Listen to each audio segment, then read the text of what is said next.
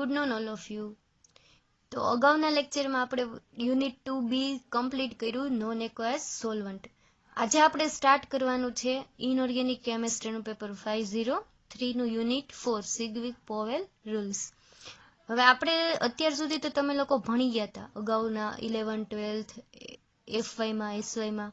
તો એમાં આપણે બધું જોયું હતું કે શું જોતા હતા કે એમાં સંકરણ કેટલી પ્રકારના જોવા મળે.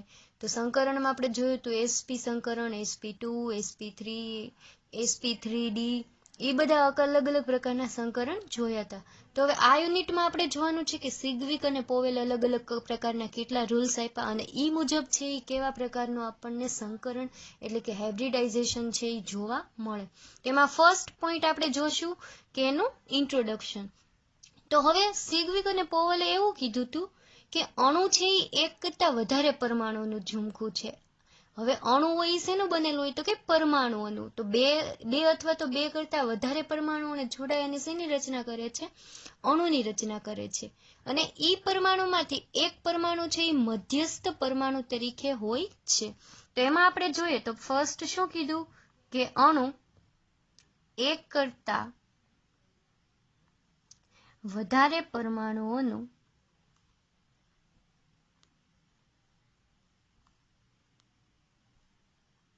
ઝુમખું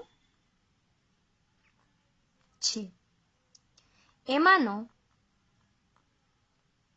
કોઈ એક પરમાણુ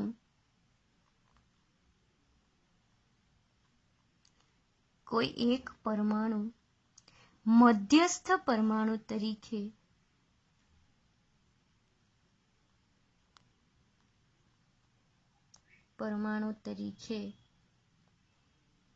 આવેલો હોય છે. હવે કોઈ પણ અણુ હોય ને એ તો એક કરતા વધારે પરમાણુઓથી બનેલા છે અને ઈ પરમાણુઓમાં કોઈ એક એવો પરમાણુ હોય જે મધ્યસ્થ પરમાણુ તરીકે આવેલો હોય. એના એક્ઝામ્પલમાં આપણે જોઈએ તો સપોઝ કે તમે લઈ લો કે CH4 મિથેન, પછી આપણે લઈ લઈએ NH3 એટલે કે એમોનિયા. એનું બીજું એક્ઝામ્પલ જોઈએ તો કે PCl5, SF6 અને IF7 જેવા પરમાણુઓમાં અનુક્રમે મધ્યસ્થ પરમાણુઓ જોઈએ તો આ CH4 માં મધ્યસ્થ પરમાણુ તરીકે શું હોય? કાર્બન. અને એની આજુબાજુમાં શું જોડાયેલા હોય તો કે 4 પ્રકારના હાઇડ્રોજન છે એ જોડાયેલા હોય છે. એવી જ રીતના આપણે NH3 માં જોઈએ તો એમાં છે શું હોય તો કે નાઇટ્રોજન મધ્યસ્થ પરમાણુ અને એની આજુબાજુ શું જોડાયેલા હોય? હાઇડ્રોજનના પરમાણુ. એવી જ રીતના તમે PCl5 માં લઈ લો તો અહીંયા ક્લોરીનની સંખ્યા કેટલી છે? 5 છે, જ્યારે ફોસ્ફરસની કેટલી છે? 1 જ છે. તો એ શું થયો? મધ્યસ્થ પરમાણુ. એવી જ રીતના SF6 માં લઈ લો તો એમાં છે ફ્લોરીન કેટલા છે? 6 છે, જ્યારે S કેટલો છે તો કે 1 જ છે અને એ ક્યાં આવેલો હોય? મધ્યસ્થ પરમાણુ તરીકે આવેલો હોય. એવી જ રીતના IF7 માં જોઈએ તો એમાં ફ્લોરીન છે એ કેટલા છે તો કે 7 છે અને એમાં I છે એ શું છે તો કે મધ્યસ્થ પરમાણુ હોય છે. તો આ એક છે કાર્બન અને હાઇડ્રોજન બે અલગ અલગ જ પ્રકારના પરમાણુઓ છે. કાર્બન અને હાઇડ્રોજન બે કેવા છે? અલગ અલગ પ્રકારના પરમાણુઓ છે. તો હવે એ પરમાણુઓમાં શું હોય તો કે આ એક પરમાણુ અલગ અને આ એક પરમાણુ અલગ. અહીંયા હાઇડ્રોજનના 4 પરમાણુઓ જોડાણા અને કાર્બનનો કેટલો છે? 1 જ. તો આ ટોટલ આમાં કેટલા પરમાણુની સંખ્યા થઈ? 5. તો આ બધા જોડાઈને એક શેની રચના કરી? CH4 એક અણુની રચના કરી. અને જો શું બન્યું? એક આખો મોલેક્યુલ છે એ તૈયાર થઈ ગયો. એમાં જોયું કે આપણે છે એ શું અલગ અલગ પ્રકારના પરમાણુ જોયા અને એમાંનો એક પરમાણુ શું હોય? મધ્યસ્થ પરમાણુ તરીકે જોડાયેલો હોય છે. તો આ હતું એનું સ્ટેટમેન્ટ. પછીનું જોઈએ તો કે આ મધ્યસ્થ પરમાણુની બાહ્યતમ કક્ષામાં એટલે કે સંયોજકતા કોષમાં રહેલા ઇલેક્ટ્રોન યુગ્મની સંખ્યા અને તેના પ્રકારના આધારે અણુનો આકાર નક્કી કરવામાં આવે છે. હવે કોઈ મધ્યસ્થ પરમાણુ હોય એની બાહ્યતમ કક્ષામાં કેટલા ઇલેક્ટ્રોન રહેલા છે એના આધારે, એટલે કે બાહ્યતમ કક્ષા એટલે કે એની સંયોજકતા કોષમાં કેટલા ઇલેક્ટ્રોન યુગ્મ છે એની સંખ્યાના આધારે છે એનો પ્રકાર અને અણુનો આકાર છે એ નક્કી કરવામાં આવે છે. તો એ પોઈન્ટ જોઈએ આપણે તો કે આ મધ્યસ્થ પરમાણુની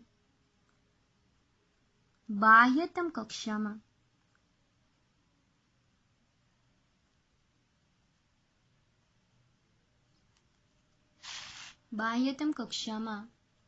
અથવા તો શું કહેવાય એની સંયોજકતા કક્ષામાં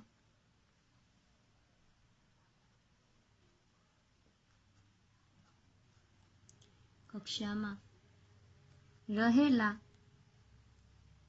શું કીધું ઇલેક્ટ્રોન યુગ્મની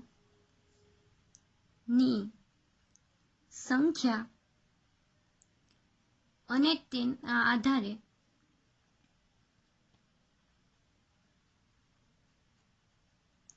તે અણુનો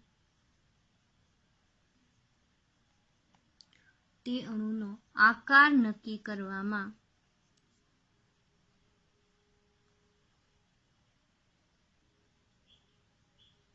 આવે છે. હવે આપણે બાહ્યતમ કક્ષામાં કેટલા ઇલેક્ટ્રોન યુગ્મ રહેલા છે એના આધારે શું કરીશું કે અણુનો આકાર નક્કી કરીશું. એ આકાર નક્કી કરવા માટે સિગ્વિક અને પોવેલ નામના સાયન્ટિસ્ટે અમુક નિયમ બનાવ્યા જે એની બોર્ડરમાં આવતા હોય કે આ નિયમ મુજબ છે આ અણુનો આકાર એવો હોઈ શકે. તો એ નિયમ છે એ ક્યારે આપ્યા તો કે સિગ્વિક અને પોવેલ નામના વૈજ્ઞાનિકે સિગ્વિક અને પોવેલે ઈસવીસન 1940માં અમુક નિયમો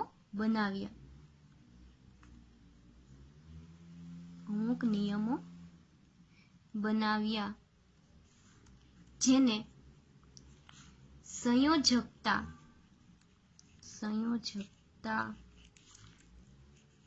કોષ ઇલેક્ટ્રોન યુગ્મ અપાકર્ષણનો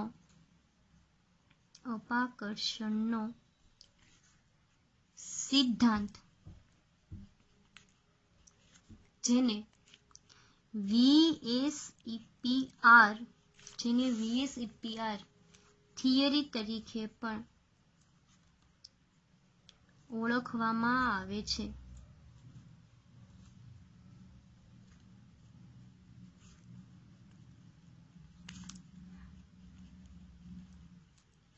સિગ્વિક અને પોવેલે ક્યારે બનાવ્યો તો કે 1940માં કોઈ એના નિયમો બનાવ્યા. એને પોતાનો જે અભ્યાસ કર્યો છે એના ઈ મુજબ કે સંયોજકતા એને કોઈ નિયમો બનાવ્યા અને એમ કીધું કે જે આ નિયમોનું પાલન કરે ને સિગ્વિક પોવેલના રૂલ્સ મુજબનો આકાર છે એ નક્કી કરવામાં આવે.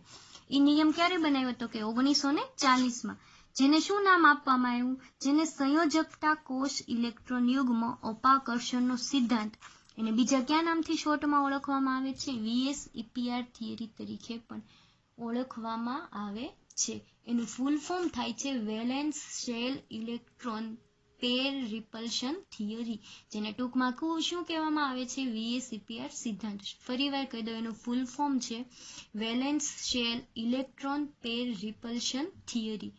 તમને એક્ઝામમાં એમ પણ પૂછાય કે સિગ્વિક પોવેલનો સિદ્ધાંત સમજાવો અથવા તો VSEPR થિયરી સમજાવો તો બંનેનો શું થાય આન્સર છે એ એક જ થાય. નેક્સ્ટ આપણે જોઈએ કે ઘણા અણુઓ કે જેમાં મધ્યસ્થ પરમાણુના સંયોજકતા કોષમાં ઇલેક્ટ્રોન યુગ્મની સંખ્યા સરખી હોવા છતાં તેમના આકારો કેવા જોવા મળે છે જુદા જુદા જોવા મળે છે. શું કીધું કે ઘણા અણુઓ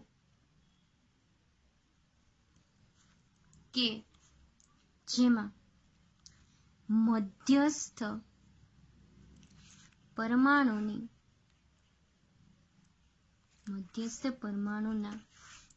સંયોજકતા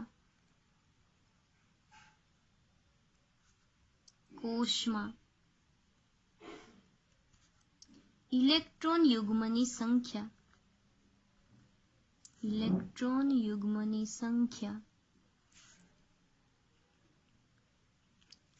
સરખી હોવા છતાં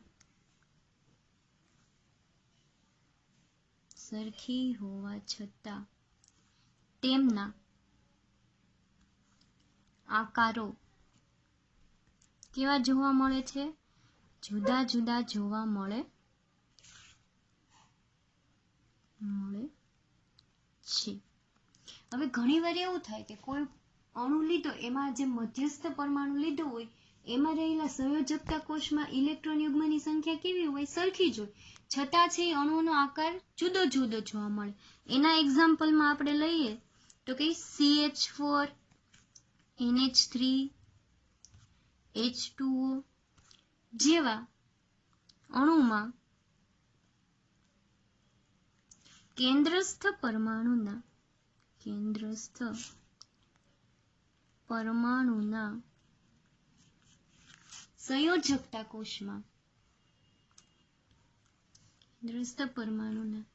સંયોજકતા કોષમાં ઇલેક્ટ્રોન યુગ્મની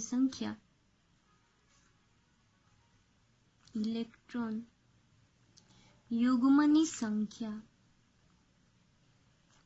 સરખી હોવા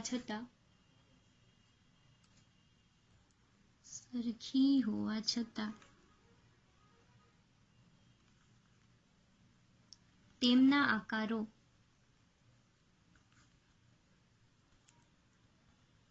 અને બંધકોણ કેવા જોવા મળે છે? તો કે જુદા જુદા જોવા મળે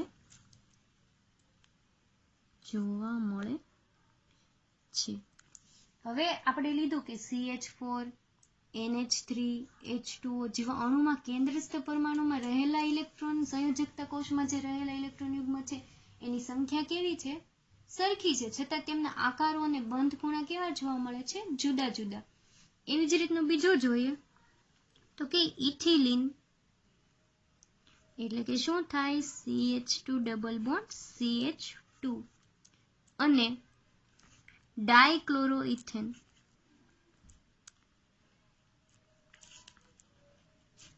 ઇથિલિન અને ડાયક્લોરોઇથેન નું શું થાય સૂત્ર? તો કે CH2 double bond C Cl2. અહીંયા શું છે? ક્લોરીન કેટલા છે? 2, એટલે એનું નામ શું થયું? ડાયક્લોરો. અને કાર્બન કેટલા આવેલા છે? 1 અને 2, એટલે શું નામ થયું એનું? ઇથેન. ડાયક્લોરોઇથિલિન. કારણ કે એમાં શું છે? અહીંયા ડબલ બોન્ડ આવેલો હોવાથી આપણે એને શું નામ આપશું? ઇથિલિન. અણુઓમાં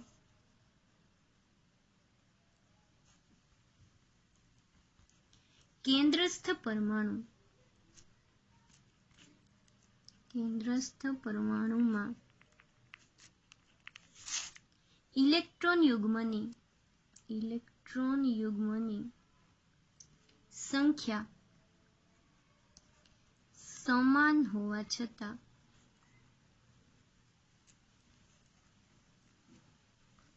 તેમના આકાર તથા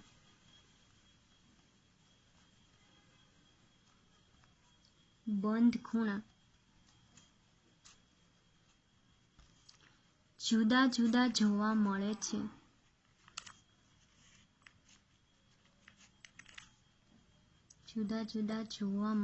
છે. એવું કારણ શું છે? આપણે જોયું કે ઇથિલિન અને ડાયક્લોરોઇથેનમાં પણ શું છે? તો કે કેન્દ્રસ્થ પરમાણુમાં રહેલા પરમાણુઓમાં ઇલેક્ટ્રોન યુગ્મની સંખ્યા કેવી છે? સરખી છે, છતાં એમના બંધકોણ અને આકાર કેવા જોવા મળે છે? જુદા જુદા. ત્યારબાદ આ સિદ્ધાંત તો સિઝવિક પોવેલે કીધું, પરંતુ શું આવ્યું? તો કે ઈસવીસન 1957માં ગિલેસ્પી અને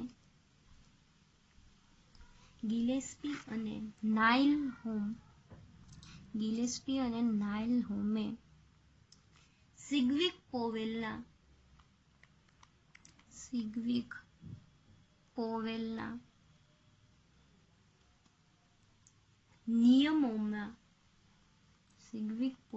નિયમોમાં સંયોજકતા કોષમાં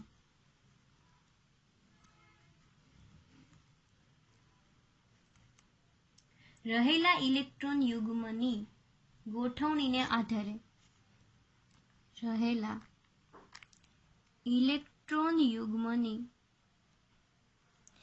ગોઠવણીના આધારે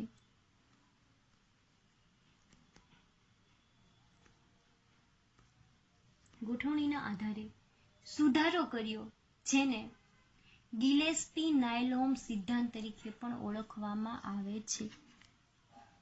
જેના આધારે એને સુધારો કર્યો છે એને પણ સિઝવિક પોવેલના નિયમમાં સંયોજકતા કોષમાં રહેલા ઇલેક્ટ્રોન યુગ્મની ગોઠવણીના જ આધારે, એટલે એને બીજા આધારે શું કર્યું? સુધારો કર્યો. એટલે એ સિદ્ધાંતને કયા નામથી ઓળખવામાં આવે? તેથી તેને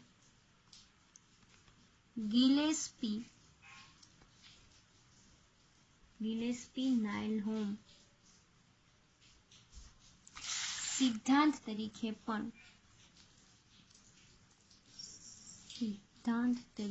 પણ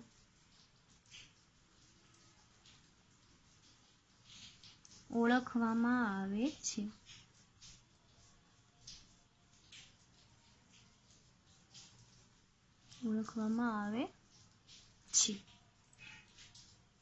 જેને સંયોજકતા કોષ ઇલેક્ટ્રોન યુગ્મ અપાકર્ષણનો સિદ્ધાંત એટલે કે VSEPR સિદ્ધાંત તરીકે પણ ઓળખવામાં આવે છે.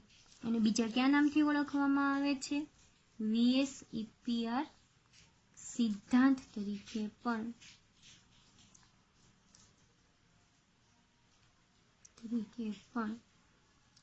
ઓળખવામાં આવે છે.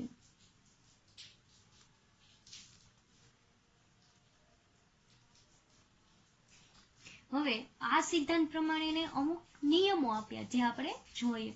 તો એમાં આ સિદ્ધાંત પ્રમાણે પહેલો નિયમ એવો આપ્યો કે અણુનો આકાર મધ્યસ્થ પરમાણુની સંયોજકતા કક્ષકમાં રહેલા ઇલેક્ટ્રોનની સંખ્યા પર આધાર રાખે છે. શું કીધું પહેલા નિયમમાં? ફર્સ્ટ રૂલ કે અણુનો આકાર મધ્યસ્થ પરમાણુની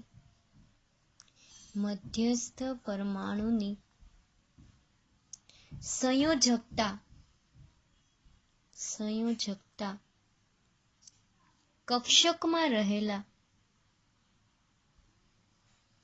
કક્ષકમાં રહેલા ઇલેક્ટ્રોનની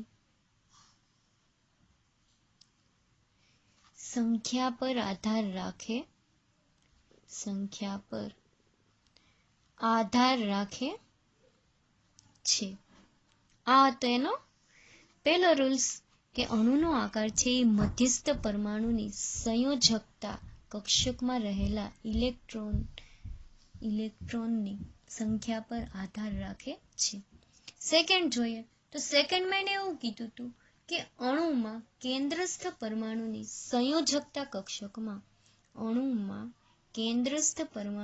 સંયોજકતા કક્ષકમાં ગોઠવાયેલા ઇલેક્ટ્રોન યુગ્મો વચ્ચે અપાકર્ષણ થવાના કારણે આ કક્ષકો અવકાશમાં એવી રીતે ગોઠવાય કે તેમની વચ્ચે ઓછામાં ઓછું અપાકર્ષણ રહે. હવે કેન્દ્રસ્થ પરમાણુની સંયોજકતા કક્ષકમાં જે રહેલા ઇલેક્ટ્રોન યુગ્મ છે એ કેવી રીતના ગોઠવાય? માનો કે કોઈ એક કેન્દ્રસ્થ પરમાણુ તમે લીધો હોય અને એની સંયોજકતા કક્ષકમાં એક ઇલેક્ટ્રોન યુગ્મ છે અને કોઈ બીજી પરમાણુની સંયોજકતા કક્ષકમાં એક ઇલેક્ટ્રોન યુગ્મ રહેલું છે, તો એ અવકાશમાં કેવી ગોઠવણી ધરાવશે કે આ બંને ઇલેક્ટ્રોન યુગ્મ એકબીજાથી શું કરે તો કે અપાકર્ષણ કેવું રહે? ઓછામાં ઓછું. એટલે ઈ બે છે એકબીજાને અપાકર્ષણ નહીં પણ શું કરે? એકબીજાને આકર્ષવા જોઈએ. અપાકર્ષે તો શું થાય કે દૂર થાય અને આકર્ષે તો શું થાય કે એકબીજાની નજીક આવે. એવી ગોઠવણી પ્રાપ્ત કરે કે અપાકર્ષણ છે એ કેવું રહે? ઓછું રહે. તો ઈ પોઈન્ટ આપણે જોઈએ તો કે અણુમાં કેન્દ્રસ્થ પરમાણુની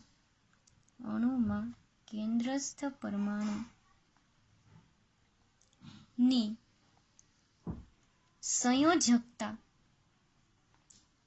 કક્ષકોમાં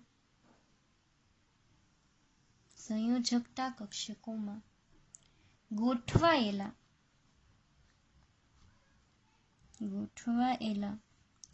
ઇલેક્ટ્રોન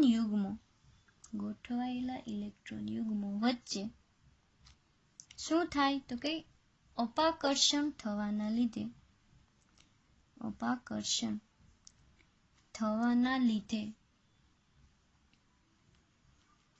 આ કક્ષકો વચ્ચે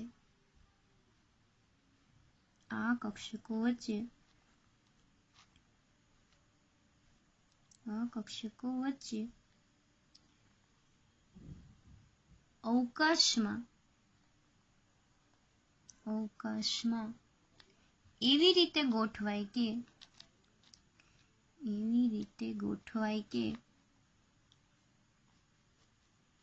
જેથી તેમના વચ્ચે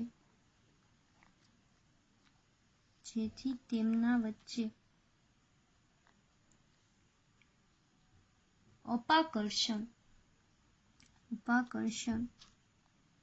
કેવું રહે તો કે ઓછું રહે.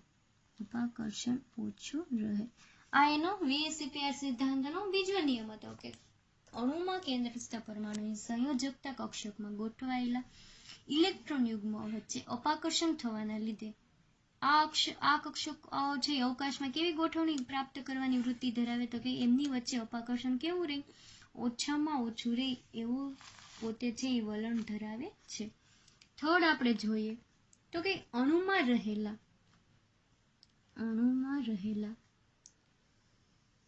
કેન્દ્રસ્થ પરમાણુના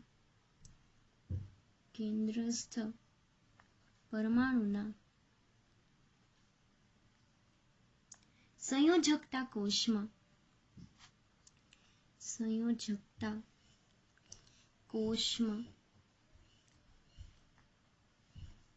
ઇલેક્ટ્રોન યુગ્મ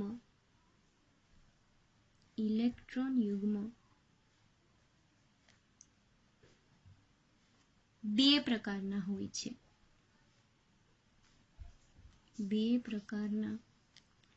હોય છે. હવે જે બે પરમાણુની મદદથી ઇલેક્ટ્રોન યુગ્મ બને તો તેને શું કહેવાય? બંધકારક ઇલેક્ટ્રોન યુગ્મ. હવે આપણને ખબર છે કે ઇલેક્ટ્રોન યુગ્મના બે પ્રકાર આવે, બોન્ડિંગ અને લોન પેર ઇલેક્ટ્રોન યુગ્મ.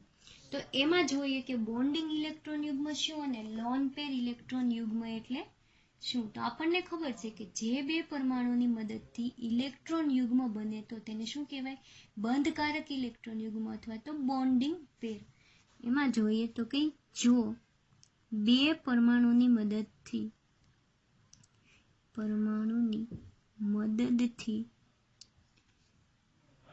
ઇલેક્ટ્રોન યુગ્મ બને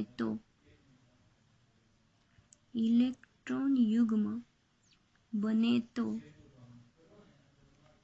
તેને બંધકારક ઇલેક્ટ્રોન યુગ્મ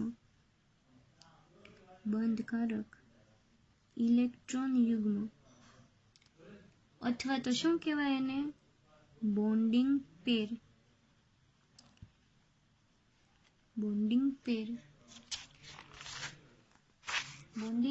ઇલેક્ટ્રોન યુગ્મ તરીકે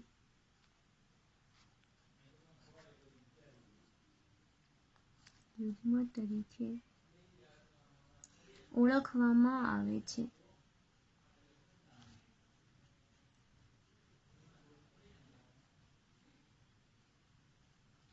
પછીનો સેકન્ડ પ્રકાર એમાં એવો આવે કે લોન પેર. એને શું કહેવાય તો કે અબંધકારક ઇલેક્ટ્રોન યુગ્મ. તો એમાં જોઈએ તો કે જે અણુમાં રહેલા કેન્દ્રસ્થ પરમાણુના સંયોજકતા કોષમાં બંધકારક ઇલેક્ટ્રોન યુગ્મ સિવાયના બીજા ઇલેક્ટ્રોન યુગ્મ હોય તેવા ઇલેક્ટ્રોન યુગ્મને શું કહેવાય તો કે લોન પેર અથવા તો અબંધકારક ઇલેક્ટ્રોન યુગ્મ. એમાં જોઈએ તો કે જો અણુમાં રહેલા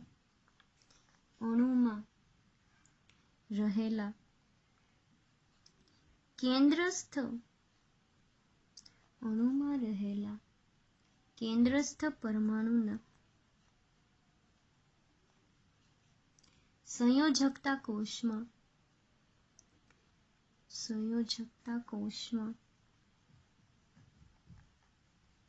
બંધકારક ઇલેક્ટ્રોન યુગ્મ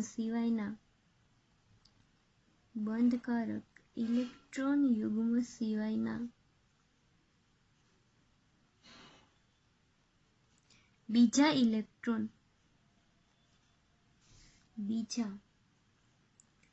ઇલેક્ટ્રોન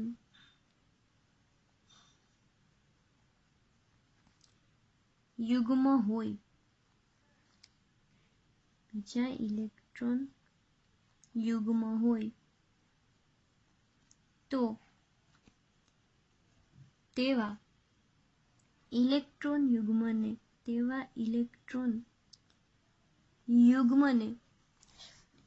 અબંધકારક ઇલેક્ટ્રોન યુગ્મ અથવા તો એને શું કહેવાય, લોન પેર ઇલેક્ટ્રોન યુગ્મ કહેવાય છે. આપણે જોયું કે બોન્ડિંગ પેર ઇલેક્ટ્રોનમાં શું હોય તો કે જો બે પરમાણુની મદદથી ઇલેક્ટ્રોન યુગ્મ બને તો એને શું નામ આપ્યું હતું, અબંધકારક ઇલેક્ટ્રોન યુગ્મ. અને અબંધકારક ઇલેક્ટ્રોન યુગ્મમાં શું કીધું કે બે પરમાણુના ઇલેક્ટ્રોન યુગ્મ સિવાય કોઈ ત્રીજો પરમાણુનો ઇલેક્ટ્રોન યુગ્મ પણ જો બંધ બનાવવામાં ભાગ લે તો એને શું કહેવાય છે, અબંધકારક અથવા તો લોન પેર ઇલેક્ટ્રોન યુગ્મ કહેવામાં આવે છે. ઇલેક્ટ્રોન યુગ્મ બંધકારક હોય કે અબંધકારક હોય તેમની વચ્ચે શું થાય છે, અપાકર્ષણ થાય છે. અને એ કેવી અપાકર્ષણ થવાના લીધે કેવી વૃત્તિ ધરાવે, એકબીજાથી દૂર ગોઠવાય છે.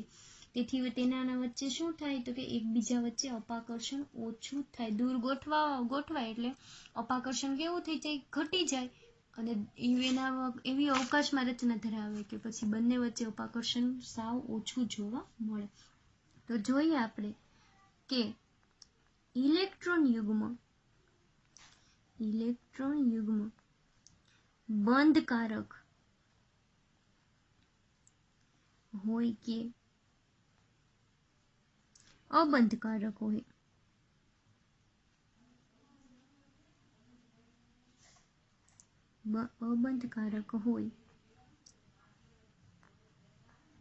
તેમની વચ્ચે હંમેશા શું જોવા મળે છે, અપાકર્ષણ હોય છે. બંને વચ્ચે અપાકર્ષણ હોવાથી શું થાય તો કે એકબીજાથી દૂર ગોઠવાય છે, જેથી તેઓ એકબીજાથી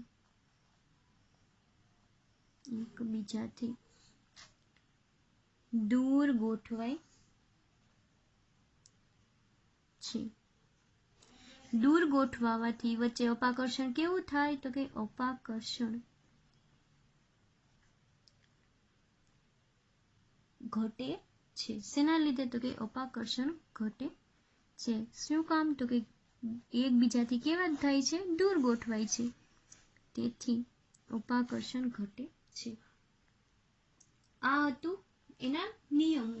કે ફર્સ્ટ નિયમ શું હતો, અણુનો આકાર મધ્યસ્થ પરમાણુની સંયોજકતા કક્ષકોમાં રહેલા ઇલેક્ટ્રોન યુગ્મની સંખ્યા પર આધાર રાખે છે. સેકન્ડ એવું હતું કે અણુમાં કેન્દ્રસ્થ પરમાણુની સંયોજકતા કક્ષકમાં ગોઠવાયેલા ઇલેક્ટ્રોન યુગ્મ વચ્ચે અપાકર્ષણ થવાના કારણે આ કક્ષકો કેવું થાય તો કે એકબીજાથી દૂર થાય. અને અવકાશમાં કેવી રીતે ગોઠવાય તો કે એકબીજાથી બને ત્યાં સુધી અપાકર્ષણ ઓછું થાય એટલે કે દૂર ગોઠવાય એવી રીતની રચના પ્રાપ્ત કરે છે. થર્ડ પોઈન્ટ આપણે જોયું કે અણુમાં રહેલા કેન્દ્રસ્થ પરમાણુની સંયોજકતા કક્ષકમાં ઇલેક્ટ્રોન યુગ્મ બે પ્રકારના હોય છે, બોન્ડિંગ અને લોન પેર ઇલેક્ટ્રોન યુગ્મ. તો એમાં આપણે જોયું હતું પહેલામાં તો કે જે બે પરમાણુની મદદથી ઇલેક્ટ્રોન યુગ્મ બને તો તેને શું કહેવાય, બંધકારક એટલે કે બોન્ડિંગ પેર કહેવાય છે. અને જો અણુમાં રહેલા કેન્દ્રસ્થ પરમાણુના સંયોજકતા કોષમાં બંધકારક ઇલેક્ટ્રોન યુગ્મ સિવાયના જો કોઈ બીજા ઇલેક્ટ્રોન યુગ્મ પાર્ટિસિપેટ કરતા હોય તો એને શું કહેવાય, અબંધકારક ઇલેક્ટ્રોન યુગ્મ અથવા તો લોન પેર ઇલેક્ટ્રોન યુગ્મ તરીકે કહેવામાં આવે છે. પછી આપણે જોયું કે લોન પેર હોય અથવા તો બોન્ડિંગ પેર હોય પણ એ બંને શું કરે તો કે એકબીજાથી શું કરે, અપાકર્ષે છે અને એકબીજાથી દૂર ગોઠવાય છે. શું કામ દૂર ગોઠવાય તો કે એની વચ્ચે અપાકર્ષણ ન્યૂનતમ રહે એ માટે. તો આ હતા સિગ્વિક-પોવેલના રૂલ્સ. આપણે ફરીવાર એકવાર રિવિઝન કરી અને જોઈ લઈએ કે ઇન્ટ્રોડક્શનમાં આપણે શું જોયું. તો ફર્સ્ટ પોઈન્ટ આપણે એ જોયું કે અણુ છે એક કરતાં વધારે પરમાણુઓનું ઝુમખું છે. અને એમાંનો કોઈ એક પરમાણુ છે એ શું હોય તો કે એકમાંનો એક કોઈ પરમાણુ મધ્યસ્થ પરમાણુ તરીકે આવેલો હોય છે. આપણે એમાં એક્ઝામ્પલ જોયું, દાખલા તરીકે methane, ammonia, PCl5, SF6, IF7, phosphorus pentachloride, sulphur hexafluoride, એ બધા ઉદાહરણ જોયા. તો એમાં આપણે જોયું હતું કે CH4 માં છે એ કાર્બન ક્યાં છે તો કે મધ્યસ્થમાં છે, અને એની આજુબાજુ કેટલા હાઇડ્રોજન જોડાયેલા છે? 4. પછી આપણે જોયું હતું કે એમોનિયાનું, તો કે એમાં નાઇટ્રોજન છે એક જ પરમાણુ છે, જ્યારે હાઇડ્રોજનના કેટલા છે? 3 પરમાણુ. તો મધ્યસ્થ પરમાણુ કયો થયો? નાઇટ્રોજન. પછી આપણે જોયું હતું કે PCl5 કે જેમાં ક્લોરીનના 5 પરમાણુ અને ફોસ્ફરસનો એક જ પરમાણુ. તો એ ફોસ્ફરસ છે એ ક્યાં હોય? મધ્યસ્થ પરમાણુ તરીકે આવેલો હોય. પછી આપણે જોયું હતું SF6 કે સલ્ફર હેક્ઝાફ્લોરાઇડ. એમાં જોયું હતું કે ફ્લોરિનના 6 પરમાણુ, જ્યારે સલ્ફરના કેટલા છે? એક જ પરમાણુ. તો મધ્યસ્થ પરમાણુ તરીકે શું હોય? સલ્ફર અને ફ્લોરિન છે એની આજુબાજુ ગોઠવાયેલા હોય. પછી જોયું તો આપણે કે આયોડિન હેપ્ટાફ્લોરાઇડ. એમાં આપણે જોયું IF7 માં કે ફ્લોરિનના કેટલા પરમાણુઓ છે? 7, જ્યારે આયોડિનનો કેટલો છે? ઓનલી એક જ પરમાણુ છે. તો આયોડિન છે એ કયા પરમાણુ તરીકે કાર્ય કરે? મધ્યસ્થ પરમાણુ તરીકે. ને ફ્લોરિન છે એની આજુબાજુ 7 ગોઠવાયેલા હોય છે. એમાં આપણે જો કોઈ એક એક્ઝામ્પલ લીધું હતું કે અહીંયા છે એ શું છે તો કે એક છે એ કાર્બન છે અને એક છે એ હાઇડ્રોજન. હવે બંને પરમાણુઓ કેવા છે? અલગ અલગ છે. એ સાથે જોડાય ત્યારે એક કાર્બન અને 4 હાઇડ્રોજન જોડાયાની શેની રચના કરે છે? CH4 અણુની રચના કરે છે. તો આવી રીતના આપણે જોયું હતું કે બે અથવા તો બે કરતા વધારે પરમાણુઓ જોડાઈને અણુની રચના કરે છે. પછી આપણે જોયું હતું કે આ મધ્યસ્થ પરમાણુની બાહ્યતમ કક્ષામાં એટલે કે સંયોજકતા કક્ષકમાં રહેલા ઇલેક્ટ્રોન યુગ્મની સંખ્યાના આધારે અણુઓનો આકાર નક્કી કરવામાં આવે છે. એમાં જેટલા પણ ઇલેક્ટ્રોન યુગ્મ રહેલા હોય બહારને એટલે કે સંયોજકતા કક્ષકમાં, એના આધારે છે શું થાય તો કે અણુનો આકાર છે એ નક્કી થાય છે. પછીનો પોઈન્ટ આપણે જોયો હતો કે સિગ્લિક અને પોવેલે ઈસવીસન 1940માં અમુક નિયમો બનાવ્યા જેને કયા નામથી ઓળખવામાં આવે છે? સંયોજકતા કોષ ઇલેક્ટ્રોન યુગ્મ અપાકર્ષણનો સિદ્ધાંત, જેને બીજું શું નામ કહેવામાં આવે છે? VSEPR સિદ્ધાંત તરીકે પણ ઓળખવામાં આવે છે. પછી જોયું કે ઘણા અણુઓ કે જેમાં મધ્યસ્થ પરમાણુની સંયોજકતા કોષમાં ઇલેક્ટ્રોન યુગ્મની સંખ્યા કેવી હોય? સરખી હોવા છતાં તેમના આકાર છે એ જુદા જુદા જોવા મળે છે. તો એવા કયા પરમાણુઓ છે કે જેમાં મધ્યસ્થ પરમાણુઓની સંખ્યા છે એક જ હોય અને આકાર કેવો જોવા મળે? અલગ અલગ. તો એમાં જોઈએ તો કે CH4, Na3, H2O જેવા અણુમાં કેન્દ્રસ્થ પરમાણુઓમાં, માનો કે તમે કાર્બન લ્યો, નાઇટ્રોજન લ્યો કે હાઇડ્રોજન લ્યો, એના કેન્દ્રસ્થ પરમાણુની સંયોજકતા કોષમાં ઇલેક્ટ્રોન યુગ્મની સંખ્યા કેવી છે? સરખી છે, છતાં તેમના આકાર કેવા જોવા મળે છે? અને બંધ કોણ, આકાર અલગ હોવાના એટલે બંધ કોણ પણ કેવા હોવાના? જુદા જુદા જોવા મળે છે. નેક્સ્ટ એક્ઝામ્પલ આપણે જોયું હતું કે ઇથિલિન એટલે કે CH2 ડબલ બોન્ડ CH2 અને ડાયક્લોરો ઇથિલિન એટલે કે CH2 double bond CCl2. Dichloro એટલે અહીંયા ક્લોરીનના કેટલા પરમાણુ છે? 2, અને અહીંયા ડબલ બોન્ડ આવેલા હોવાથી અને અહીંયા કાર્બનની સંખ્યા કેટલી છે? 2 છે, એટલે એનું નામ શું થયું? ડાયક્લોરો ઇથિલિન અણુમાં કેન્દ્રસ્થ પરમાણુમાં શું છે તો કે ઇલેક્ટ્રોન યુગ્મની સંખ્યા સમાન હોવા છતાં તેમના આકાર તથા બંધ કોણ કેવા જોવા મળે છે? જુદા જુદા જોવા મળે છે. તમને શોર્ટ ક્વેશ્ચન આન્સર તરીકે પૂછાય કે જેના આકાર અલગ હોય એના બંધ કોણ સમાન હોય કે અલગ અલગ, તો શું આન્સર આવે કે જેના આકાર અલગ અલગ હોય એના બંધ કોણ પણ કેવા જોવા મળે છે? અલગ અલગ જોવા મળે છે. હવે આ સિદ્ધાંતમાં થોડો ઘણો સુધારો વધારો કરવામાં આવ્યો. એમાં કોને કર્યો તો કે ઈસવીસન 1957માં, જ્યારે સંયોજકતા કક્ષકનો સિદ્ધાંત ક્યારે આપવામાં આવ્યો તો 1940માં, અને કોણે આપ્યો તો? સિગ્લિક અને પોવેલે. ત્યારબાદ થોડા વર્ષો બાદ ઈસવીસન 1957માં એક ગિલેસ્પી અને નાયલોમ્સ નામના સાયન્ટિસ્ટે આ નિયમમાં થોડુંક ચેન્જીસ લાવ્યા અને એમાં થોડુંક ક્યાંક ઉમેર્યું, અને ઈ સિદ્ધાંતને પણ કયા સિદ્ધાંત તરીકે ઓળખવામાં આવે છે? સંયોજકતા કોષમાં રહેલા ઇલેક્ટ્રોન યુગ્મની ગોઠવણીના આધારે, એને શેના આધારે સુધારો કર્યો? એને પણ સંયોજકતા કોષમાં રહેલા ઇલેક્ટ્રોન યુગ્મની ગોઠવણીના આધારે સુધારો કર્યો, અને એ સિદ્ધાંતને શું નામ આપવામાં આવ્યું? કે ગિલેસ્પી નાયલોન સિદ્ધાંત તરીકે પણ ઓળખવામાં આવે છે, જેને બીજા કયા નામથી ઓળખવામાં આવે છે? VSEPR સિદ્ધાંત તરીકે પણ. ઓળખવામાં આવે છે. અને VSEPR નું ફૂલ ફોર્મ શું થાય તો કે valence shell electron pair રિપલ્શન theory. Valence shell electron pair રિપલ્શન theory તરીકે પણ અને શોર્ટમાં એને શું કહેવાય છે VSEPR સિદ્ધાંત તરીકે પણ ઓળખવામાં આવે છે. પછી હવે આપણે જોયું તો કે અણુનો આકાર છે એ મધ્યસ્થ પરમાણુની સંયોજકતા કક્ષકમાં રહેલા ઇલેક્ટ્રોનની સંખ્યા પર આધાર રાખે છે. હવે માનો કે કોઈ પણ એક અણુ છે તો એમાં રહેલા મધ્યસ્થ પરમાણુમાં શું હોય, બે પેર આવેલી હોય ઇલેક્ટ્રોનની, એને શું કહીએ છીએ આપણે ઇલેક્ટ્રોન યુગ્મ. હવે જોઈએ કે આ ઇલેક્ટ્રોન યુગ્મ છે એકબીજાને શું કરે છે તો કે અપાકર્ષે છે. જો એ દૂર ગોઠવાય તો કોઈ અપાકર્ષણનો કોઈ પ્રોબ્લેમ જ નથી, પણ જ્યારે જે નજીક ગોઠવાય ત્યારે એકબીજાને અપાકર્ષે. તો કે અણુમાં કેન્દ્રસ્થ પરમાણુની સંયોજકતા કક્ષકોમાં ગોઠવાયેલા ઇલેક્ટ્રોન યુગ્મ વચ્ચે અપાકર્ષણ થવાના લીધે આ કક્ષકો વચ્ચે અવકાશમાં એવી રીતે ગોઠવાય કે જેથી તેમના વચ્ચે અપાકર્ષણ કેવું રહે, ઓછામાં ઓછું. જો એ નજીક આવે તો એકબીજા વચ્ચે કઈ પ્રોબ્લેમ થાય, પણ જો એ દૂર જ ગોઠવાય રહે તો એકબીજા વચ્ચે કોઈ આકર્ષણ કે અપાકર્ષણનો પ્રોબ્લેમ જોવા મળે નહીં.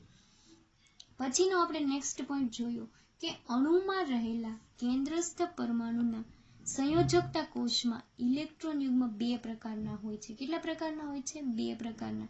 બોન્ડિંગ ઇલેક્ટ્રોન યુગ્મ અને લોન પેર ઇલેક્ટ્રોન યુગ્મ. બોન્ડિંગ એટલે કે બંધકારક ઇલેક્ટ્રોન યુગ્મ અને લોન પેર એટલે કે અબંધકારક ઇલેક્ટ્રોન યુગ્મ.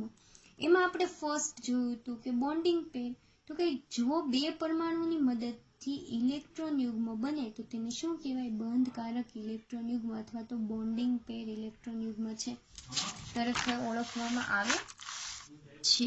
અને જો અણુમાં રહેલા કેન્દ્રસ્થ પરમાણુની સંયોજકતા કોષમાં બંધકારક ઇલેક્ટ્રોન યુગ્મ સિવાયના બીજા ઇલેક્ટ્રોન યુગ્મ હોય તો તેવા ઇલેક્ટ્રોન યુગ્મને શું કહે છે?